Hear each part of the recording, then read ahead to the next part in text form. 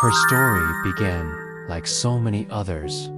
A tiny kitten with no name wandering into a shelter, hoping for a better life. But unlike most, she was all black. No white paws, no white whiskers, not even a white patch on her chest. From the moment she arrived, they called her Blackie. But as time went on, and the other cats got names, she watched them leave with their new families, wondering when it would be her turn. Every night in her little bed, she would dream of having a name. She would dream of a family that would love her and give her one. Then she would wake up to the sound of meows and purrs of the other cats, who had already been adopted. The days went by, and still no one chose her. She started to think maybe it was because she was all black. Maybe they thought she was bad luck. So she sat by the window and waited. She waited for someone to look past her fur color and see the loving cat inside. One day, an elderly gentleman came in. He walked slowly and looked at all the cats. He stopped by her cage, and she rubbed against the glass. She purred and meowed, hoping to say, "Pick me, please pick me." But he kept walking. She watched him walk out without a cat, and her heart sank. That night, she dreamed of a little girl with pigtails skipping down a path. In her arms was a black cat just like her, only with a pink collar. The girl looked up and smiled. "I finally found you, Hope," she said.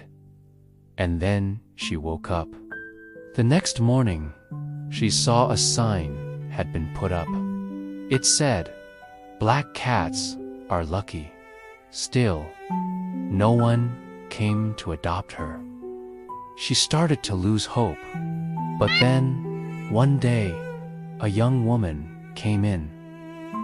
She wasn't looking at the other cats. Instead, she walked straight to where she was.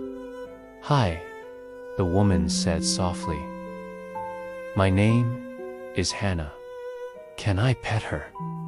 The shelter worker nodded and opened the cage door. Hannah reached in and stroked her fur. She looked into her eyes and whispered, "I think you're beautiful." Then she took her outside to a quiet place.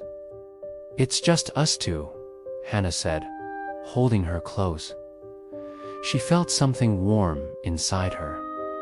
Could this be the start of her new life? Would Hannah be her person?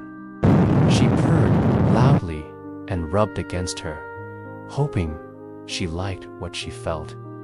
Hannah continued to visit every day, and each time she would tell her how beautiful she was. She would give her little treats and scratches. Then, one day, she brought a pink collar.